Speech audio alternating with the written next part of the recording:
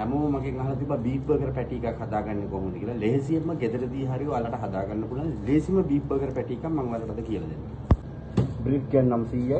Chop කරගත්ත අනියන් gram 150යි. මේකට white ඔනියන් පාවිච්චි කරන්නේ. මම නම් මේ සාමාන්‍යයෙන් බීලුණු වගේ තමයි යූස් කරන්නේ. ඉතින් වයිට් ඔනියන් ගණන් මේ නෑ. ඒකට මම මේකට ගත්ත බ්‍රෙඩ් ක්‍රම් ගත්ත ග්‍රෑම් 200ක් පමණ. චොප් කරගත්ත parsley, salt, pepper, tomato ketchup, බීතර දෙකක්, ෆ්‍රෙෂ් මිල්ක්. මේ විදිහට අනියන් ටික දාන්න. Bread crumb, chop parsley, pepper, put 2 egg because tomato ketchup and fresh milk. If you have HP, then put little. Don't have also no problem. මේ ආකාරයට මේ ටික අපි හොඳට මේ වගේ පොඩි වෙන්න හොඳට අනාගන්න. මේක නිවසේදී හදා ගන්න අවශ්‍ය එකක් තමයි මම මේ විදිහට පෙන්නන්නේ. මේ මිල්ටර් එකක් තියෙනවා නම් මැෂින් එක ඒකටම දාලා මේ ඔක්කොම එකපාරම මික්ස් කරගන්න පුළුවන්. ඔයාලට මේක හાર્ඩ් එක වැඩි වගේ නම් අපි තව පොඩ්ඩක් මිල්ක් ටික මෙමෙක් කරගන්න. මිල්ක් බීෆ් නැත්තම් ඔයාලට පුළුවන් බීෆ් ටික ගන්න පුළුවන් තරම් හිමීට කියුටියට චොප් කරගන්න. ගෙදර හදාගන්න.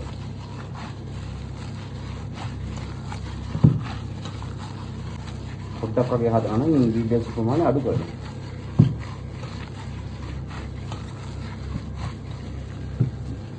ටින් රැප් එකකින් හරි මොකකින් හරි වහලා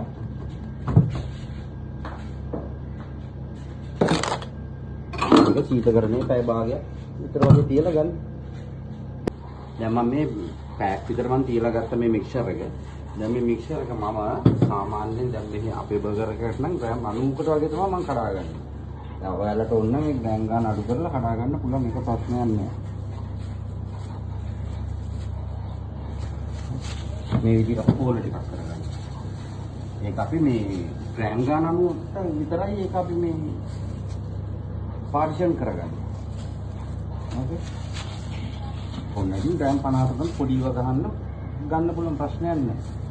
ඒක ඕගොල්ලන්ගේ බජට් එකත් එක්ක ඕගොල්ලෝ කොස්ටිං කරලා තියෙන විදිහට ඒක හදා ගන්න. ඒක නම් ඉතින් Tamanට අවශ්‍ය විදිහට ඕගොල්ලෝ ඒ බෝල ටිකක් හදා ගන්නවා. මම කියන්නේ ලේසිම තමයි. ඒක කියන්නේ එක.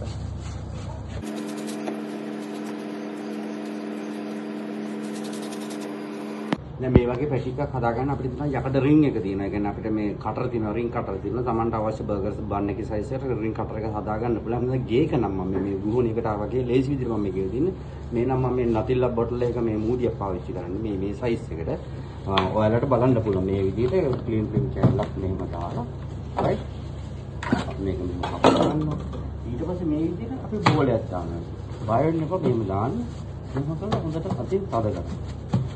හොඳට අතින් තද කරගන්න. මේකට ලන්ච් ෂීට් හරි පාවිච්චි කරන්න පුළුවන් දේවල් ඕන. ලන්ච් ෂීට් කෑල්ල කරගත්තා 4කට කැපුවා බර්ගර් පැටි 4ක් එනවා. right? එතකොට මේක මෙන්න මේ විදිහට අපිට ඩිමෝල් කරගන්න.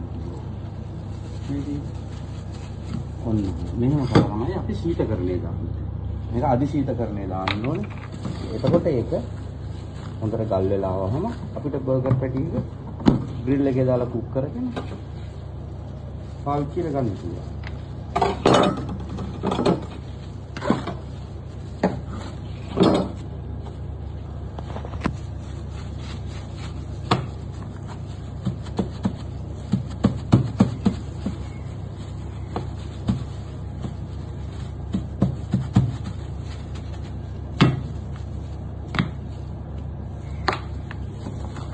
මින්ච් බීෆ් වලට ගන්න නැත්නම් ඔයාලට ගන්න පුළුවන් සාමාන්‍ය බීෆ් ටිකක් ගන්නලා ඊඩේට චොප් කරලා ගන්න.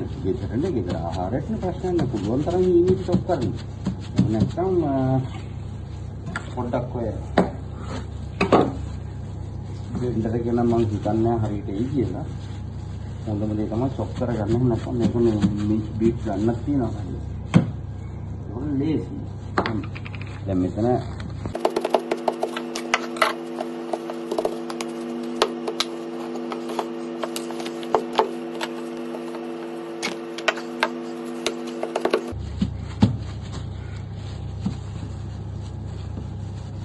මේ බීෆ් බර්ගර් පැටි එකට මම දාන්නේ නැහැ කාලික්.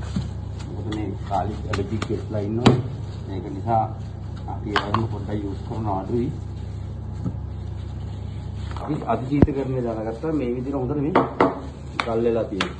මේවා ඕඩර් එකක් ආවම ඩීෆ්‍රොස්ට් වෙන්න ඕනේ. ක්ලීන් ක්ලීන් එක ගලුවා කෙලින්ම දැම්මම මේ ග්‍රිල් එකට ඒක ලෝ ෆයර් එකේ පොඩ්ඩක් ඒකට අවධානයෙන් ඉන්න නැත්නම් බර්න් කරගන්න එපා. ඒක හිමීට ඒක කුක් කරනකොට ඒක ලස්සනයි. දන්නවා ග්‍රිල් කරන කට්ටිය කියලා දෙන්න දෙයක් නැහැ. පෑන් එකේ වුණා දෙපැත්ත දදා ග්‍රිල් කරලා ගන්න. මේ විදිහට. එතකොට ග්‍රෑම් 900ක බීෆ් වලින් මම මුලින්ම කිව්වා ග්‍රෑම් 900ක බීෆ් වලින් මම අරන් තියෙනවා